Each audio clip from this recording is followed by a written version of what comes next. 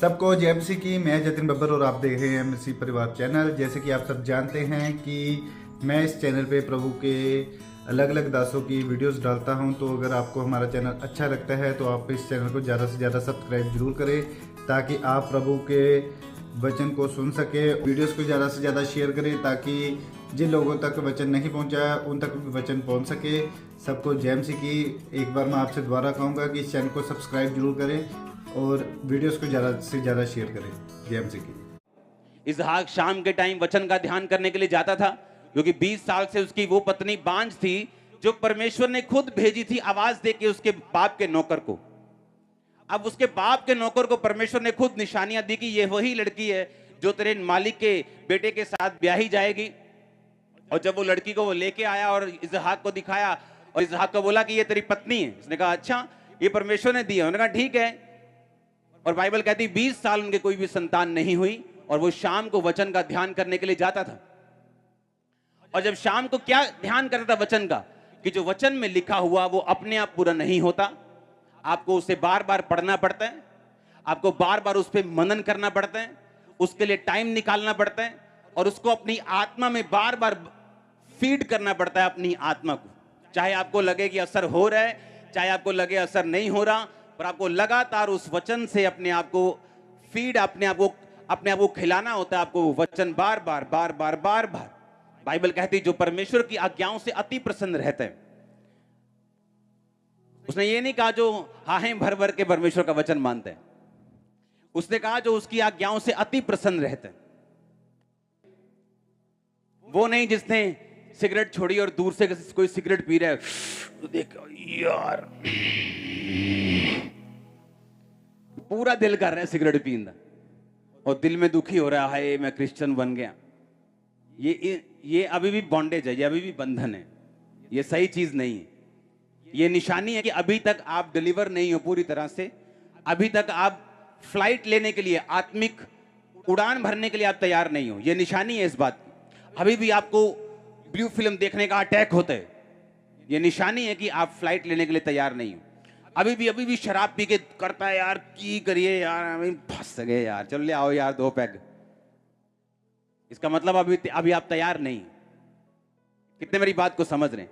लिखा जो उसकी आज्ञाओं से अति प्रसन्न रहता है, जिसके लिए अब ये चीजें कचरा बन चुकी हैं, उसे कोई मतलब नहीं, वो इग्नोर करता है इन चीजों को। इसका मतलब ये नहीं कि ये चीजें उस पर अटैक नहीं करती या उसका दिल नहीं करता, पर उसको मालूम है ये नथिंग है, ये जीरो है, ये बेइज्जती करवाने के लिए है, ये डाउन करवाने के लिए है, ये परमेश्वर से दूर लेके जाने के लिए है, ये अपनी ग्लोरी, अपनी महिमा, अपनी लगाई गई परमेश्वर की आग पर पानी डालने के लिए। तो आप इनसे दूर रहेंगे और आज्ञाओं से अति प्रसन्न रहेंगे।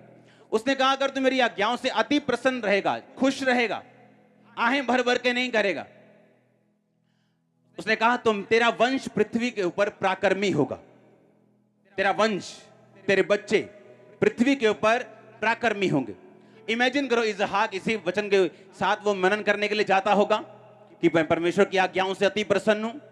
उसे कोई मलाल नहीं कि जो पत्नी परमेश्वर ने भेजी वो 20 साल से बांझ है, उसके पास खरबों रुपए की प्रॉपर्टी थी, उसे कोई डर नहीं था कि इसका वाली वारिस कौन होगा, ये नौकर चाकर क्या, उसे कोई चिंता नहीं थी। बाइबल कहती वो अति प्रसन्न था और परमेश्वर की आज्ञाओं के ऊपर मनन करता था, वचन के ऊपर मनन करता था। और 20 साल के बाद क्या हुआ? जो उसने मनन किया, रोज मनन, कि मैं उसकी आज्ञाओं से प्रसन्न हूं, मेरा वंश पृथ्वी के ऊपर प्राकर्मी होगा। बाइबल कहती जो उसको दिल और जान से मानते हैं वो धर्मी कहलाते हैं। तो बाइबल कहती धर्मी का वंश बचाया जाएगा। ये वचन हथियार है अगर आपको मालूम हो तो, क्योंकि एक बात याद रखो, यीशु परमेश्वर के साथ था, कुछ भी यीशु के बिना पैदा नहीं हुआ। आप 20 साल बांझ रह सकते हैं चर्च में रहते हुए भी, जब तक आप इस बात को रियलाइज नहीं करेंगे कि वचन बोलने से, वचन मनन करने से मुझे रोज रोज इसको करना है, क्योंकि वचन के बिना अगर तब पैदा नहीं हुआ तो अब भी पैदा नहीं होगा। वो आपके बच्चों के ऊपर वचन आप अंगीकार करें, अपनी सेहत के ऊपर करें, चाहे वो आप अपने बिजनेस के ऊपर करें, चाहे आप अपनी लाइफ के ऊपर करें, दुष्ट आत्मा से ग्रसित व्यक्ति अपनी जिंदगी के ऊपर करे, आपको उस वचन को बोलना पड़ेगा बार बार, जो वचन आपके लिए बाइबल में लिखा हुआ। आमीन। पहले आपको ढूंढना होगा कि अगर मुझे बिजनेस की ब्लेसिंग चाहिए तो कौन सा वचन है। अगर हीलिंग चाहिए तो कौन सा वचन है? अगर बच्चों की बरकत चाहिए तो कौन सा वचन है? अगर बच्चे सुधरने चाहिए तो कौन सा वचन है? अगर मुझे शारीरिक चंगाई चाहिए तो कौन सा वचन है? आज कलीसिया ये सोचती है कि बस ऐसे जाओ, प्रभु को बोलो, हाय प्रभु बहुत दुखी है, बस प्रभु अपने आप सुन लेगा। उसको मालूम है आप दुखी हैं, पर उसने कहा आदि में वचन था, वचन परमेश्वर के, और वचन ही, यानी आदि में एलोहीम था। हाँ, आदि में वर्ड था, आदि में एलोहीम ने आकाश और पृथ्वी की सृष्टि की। यानी आदि में यहोवा था, और यहोवा के साथ कौन था? यीशु। इसीलिए कहा एलोहीम। नहीं तो अगर अकेला यहोवा होता तो बोलते आदि में एलोहा ने आकाश और पृथ्वी की सृष्टि की। पर आदि में एलोहा ने की कि एलोहीम ने की? एलोहीम मतलब परमेश्वर और यीशु मसीह। अगर तब यीशु मसीह के बिना, अगर तब वचन के बिना कुछ भी पैदा नहीं हुआ, तो अब भी वचन के बिना कुछ भी पैदा नहीं होगा। आपको वचन पढ़ना होगा रोज रोज रोज रोज रोज। रिजल्ट आए, चाहे अब आए, चाहे 10 साल में आए, चाहे 5 में आए, चाहे 3 में आए, लेकिन आपको यह बात समझनी होगी कि आपको रिजल्ट के लिए, आपको आपकी अपनी लाइफ में परमेश्वर के काम को देखने के लिए आपको वचन के साथ जुड़ना पड़ेगा। कितने मेरी बात को समझ रहे हैं? क्योंकि वर्ड जो है वो आपको कंट्रोल में रखेगा, वचन आपको विश्वास में रखेगा। वचन शैतान की सारी आवाजों को जो आपके मन में आ रही, सारे शक को, सारी आवाजों को, सारी नेगेटिविटी को, सारे पाप की आवाजों को वचन जो है हमेशा बंद करता रहेगा, उसे सीज करता रहेगा, अगर आप वचन के साथ जुड़े रहेंगे तो। बहुत से लोगों को नहीं मालूम, उन्हें लगता है कि बाइबल एक रिलीजियस पुस्तक है, जिसे 5 मिनट कहीं से भी पढ़ लो तो कोई बात नहीं, लेकिन ऐसा नहीं है। बाइबल आपके जीवित परमेश्वर का लव लेटर है आपके लिए। अगर आप नहीं पढ़ेंगे, आपको मालूम नहीं वो आपसे क्या चाहते हैं। अगर आप नहीं पढ़ेंगे, आपको मालूम नहीं कि ये जो मेरे परमेश्वर ने, मेरे बाप ने मुझे प्यार का पत्र लिखा है, उसमें लिखा क्या है? उसने लिखा है कि मैं तुम्हें सांपों और बिच्छुओं को रौंदने का अधिकार देता हूं। उसमें लिखा है तेरा वंश पृथ्वी के ऊपर पराक्रमी होगा। उसमें लिखा है तेरा वंश बचाया जाएगा। उसमें लिखा उसके कोड़े खाने से तुम चंगे हो चुके हो। उसमें बहुत सी बातें लिखी, पर मैं ये पूछना चाहता हूं, मुझे तो मालूम है मेरे बाप ने मुझे क्या लिखा, क्या आपको मालूम है कि नहीं? शायद इसीलिए जब मेरी लाइफ में हीलिंग नहीं हो रही थी, और मैं आपसे दावा करता हूं, मैं आपको सच कहता हूं कि मैं बाइबल कभी नहीं पढ़ने वाला था। मुझे हीलिंग से मतलब जब मैं परमेश्वर में आया कि मुझे हीलिंग मिल जाए, डिलीवरेंस मिल जाए, मैं अपने बिजनेस में जाऊं, अच्छा कमाऊं, संडे के संडे चर्च जाऊं, बस ये मेरा विजन था। लेकिन उन दुष्ट आत्माओं के अटैक जब कम होने की बजाय यीशु मसीह में आने के बाद बढ़ गए, और कुछ चीजें चंगी हो गई, कुछ बीमारियां चली गई, नशे चले गए, कुछ चीजें शैतान के अटैक बढ़ गए, तो परमेश्वर की आत्मा मुझे एक ही बात बोलती थी कि वचन पढ़। जैसे वचन पढ़ता था अटैक कम होते थे। इस तरह से वचन के साथ मैं जुड़ता रहा। जब वचन के साथ जुड़ता रहा तो वचन जब पढ़ता था तो जब वचन फिर याद होता है आपको कि कहां क्या लिखा हुआ। रोज 6 घंटे पढ़ना पड़ता था, कई बार 5 घंटे, कई बार 7 घंटे रोज वचन। इसलिए नहीं कि मैं परमेश्वर से बहुत प्यार करता हूं, इसलिए कि मेरे अटैक कम हो जाए। इस तरह से परमेश्वर ने मुझे अपने वचन में वो उसने इंट्रोड्यूस किया अपने वचन से मेरे को। और जब रोज वचन पढ़ने की आदत पड़ गई, बाइबल जब रोज खोलनी, तो मुझे मुंह जुबानी मालूम होना शुरू हो गया कि यहाँ वो वचन लिखा है, यहाँ बच्चों के लिए लिखा है, यहाँ बीमारी के लिए लिखा है, यहाँ गरीबी के लिए लिखा है, इस वचन में ये लिखा है। तो जब भी लोगों ने मेरे पास आना, मैंने उसी वचन से उनको बताना। उसने बोला मेरी ये प्रॉब्लम, मैंने कहा रुक जा, टाइम नहीं लगना बाइबल खोलते, बस सीधा टक किया और ये देख क्या लिखा है, परमेश्वर ये कहता है, परमेश्वर ये कहता है। क्योंकि जब आपको वचन मालूम हो गया, इसका मतलब आपको परमेश्वर की इच्छा मालूम हो गई। तो लोगों को यही नहीं मालूम, क्या परमेश्वर सच में चाहता कि मैं चंगाई को पाऊं? क्या वो चाहता कि मैं बरकत को पाऊं? बाइबल कहती धन और घर पुरखाओं के भाग से और बुद्धिमती पत्नी यहोवा की ओर से मिलती है। लिखा कि नहीं लिखा? उसने ये लिखा धन शैतान से मिलता है। लेकिन प्रॉब्लम यह है कि धन का लालच, धन का प्रेम आपको परमेश्वर से दूर करते हैं। लेकिन जब आपको वचन मालूम होता है कि आपको जो कुछ भी चाहिए परमेश्वर की ग्लोरी के लिए, महिमा के लिए चाहिए, आप अपने मन में और शांतिमय तरीके से, अपनी लाइफ में और पीसफुली, सामर्थ्य से आप इस तरीके से चलना शुरू करते हैं और परमेश्वर आप पे दया करना शुरू करता है। हालेलुया। आप समझ रहे हैं मेरी बात को? मैंने इंटरनेट पे क्वेश्चन पूछा कितने लोग रोज वचन पढ़ते हैं, तो 100 में से 25 लोग वचन रोज नहीं पढ़ते थे, और ये बड़ी गिनती है। आपको वचन के साथ रोज जुड़ना होगा, आपको रोज पढ़ना होगा, आपको रोज मनन करना होगा, क्योंकि आप ये बात आज जान चुके हैं कि वचन के बिना आपकी जिंदगी में कुछ भी पैदा नहीं होगा। लोगों को लगता है कि मैंने ये लूका 5 बहुत बार पढ़ा है, लोगों को लगता है मैंने यूहन्ना बहुत बार पढ़ा है, मैंने मत्ती 10 बार पढ़ ली है। आप मत्ती 1000 बार भी पढ़ लेंगे ना, हर बार आपको मत्ती अलग तरह से समझ आएगा, क्योंकि वो जीवित वचन है, वो मुर्दा वचन नहीं है। आपको हर बार आप बाइबल पढ़ेंगे, आपको हर बार परमेश्वर अलग बात करेगा। वो अगर नर्सरी लेवल का बंदा पढ़ रहा है, आत्मा में नया है, वो उससे उसी लेवल की बात करेगा। कोई पीएचडी लेवल का बंदा पढ़ रहा है, वो उस लेवल की उससे बात करेगा। इसीलिए बाइबल कहती है वचन जो है ये एक धार्मिक पुस्तक की तरह आप नहीं पढ़ते, वचन जो है आप जीवित परमेश्वर के वर्ड्स की तरह आप इन्हें पढ़ते हो। हालेलुया।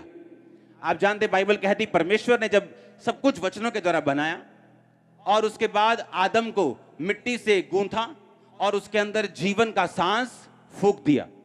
बाइबल कहती जब जीवन का सांस आदम के अंदर फूंका तो आदम जीवित हो गया। और बाइबल ऐसा भी कहती है कि जितने वचन बाइबल में लिखे हैं परमेश्वर के, वो परमेश्वर की सांस पाए हुए हैं, वही सांस जो आदम के अंदर डाला गया था। हालेलुया। वो सेम सांस। इसलिए जब भी आप परमेश्वर का वर्ड पढ़ोगे, अगर आप डेथ फेस कर रहे हो अपनी फाइनेंशियल लाइफ में, डेथ फेस कर रहे हो अपनी स्पिरिचुअल लाइफ में, या अपनी फिजिकल लाइफ में, अपनी सेहत में, अपनी मानसिक में, अपनी मैरिड लाइफ में, जैसे आप वचन के साथ जुड़ते हैं, लाइफ आपके अंदर एंटर करना शुरू करती है। क्योंकि वो सेम लाइफ जो आदम के अंदर थी, परमेश्वर ने सांस से फूकी, वही सेम सांस परमेश्वर के वचन के ऊपर आज भी है। हालेलुया। इसलिए जो लोग रोज वचन पढ़ते हैं वो इस बात को नोटिस करेंगे कि जब भी वो वचन को पढ़ते हैं, जो वचन से पढ़ के उठते हैं, उनको ऐसा लगेगा जैसे उनकी आत्मा ने कुछ खाया है। जैसे शरीर कुछ खाता है तो बल फील होता है, उनको ऐसा लगेगा कि उनकी आत्मा ने कुछ खाया, उनकी आत्मा स्ट्रांग हुई है इस वचन को पढ़ने के बाद।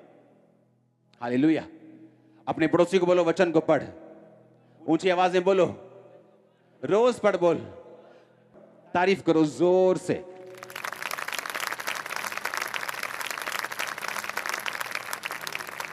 आप जानते हैं मसीह में लोग आते हैं और मोस्टली लोगों की लाइफ में गवाहियां बनती, मोस्टली, मतलब आप 99 से भी ऊपर परसेंटेज लगा लो। पर अगर आप उनको 1 साल 2 साल 3 साल बाद चेक करेंगे, उनका लेवल कभी सेम नहीं होता। कोई बहुत बढ़ चुका होता है, कोई अभी भी पाप से संघर्ष कर रहा होता है, कोई ठीक ठीक सा होता है, कोई एवरेज सा होता है, कोई थोड़ा अच्छा होता है, कोई उससे अच्छा होता है, कोई टॉप में होता है, कोई बॉटम में होता है।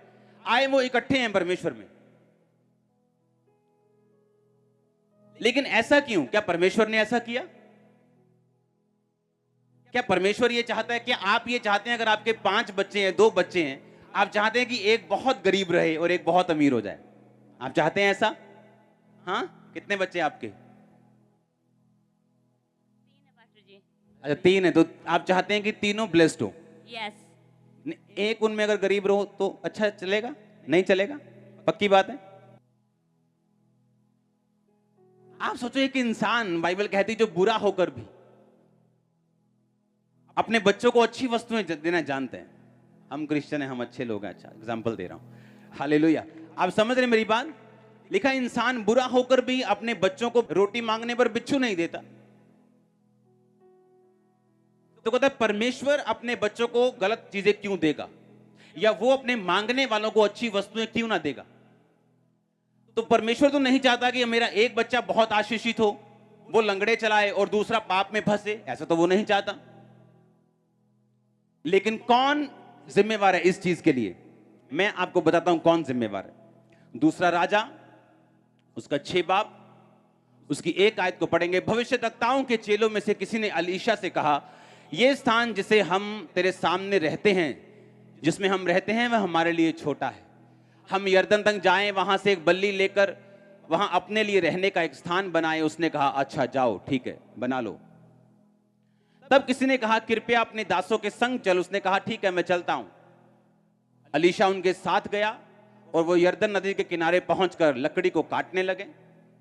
और जब एक जन बल्ली काट रहा था तो कुल्हाड़ी बेंट से निकलकर जल में गिर गई, इसलिए वह चिल्लाकर कहने लगा, हाय मेरे प्रभु, वो तो मांगी हुई थी। परमेश्वर के भक्त ने पूछा, यानी अलीशा ने कहा, वो कहां गिरी? और जब उसने वो जगह उसको दिखाई तब उसने एक लकड़ी काटकर उस पानी के ऊपर डाल दी और लोहा पानी के ऊपर तैरने लग गया। उसने कहा, उठा ले। तब उसने हाथ बढ़ाकर उसे ले लिया। आप इमेजिन करो, एक ऐसा प्रॉफिट, एक ऐसा नबी, एक ऐसा परमेश्वर का दास जो इतनी पावर रखता है कि हील कर सकता है, जो इतनी पावर रखता है कि पानी दो भाग कर सकता है। लेकिन आपको मालूम वो किस सिचुएशन में रह रहा है? बाइबल कहती, परमेश्वर ने कहा 7 साल तक अकाल पड़ेगा। ये उसी अकाल का टाइम था। और अलीशा के चेले कह रहे हैं कि हमारे पास रहने के लिए स्थान नहीं है, कुछ घर बना ले। कहता, बना लो। कहता, जब वो घर बना रहे, लकड़ी काट रहे थे तो कुल्हाड़ी बेंट से निकलकर वो लोहे वाला हिस्सा पानी में गिर गया। और अलीशा का सेवक कहता, वो तो मांगी हुई थी, मतलब उनके पास इतना भी पैसा नहीं था कि उस कुल्हाड़ी को खरीद सकें। लेकिन आपने कभी भी उस टाइम पर भी अलीशा को परमेश्वर की निंदा करते नहीं सुना होगा।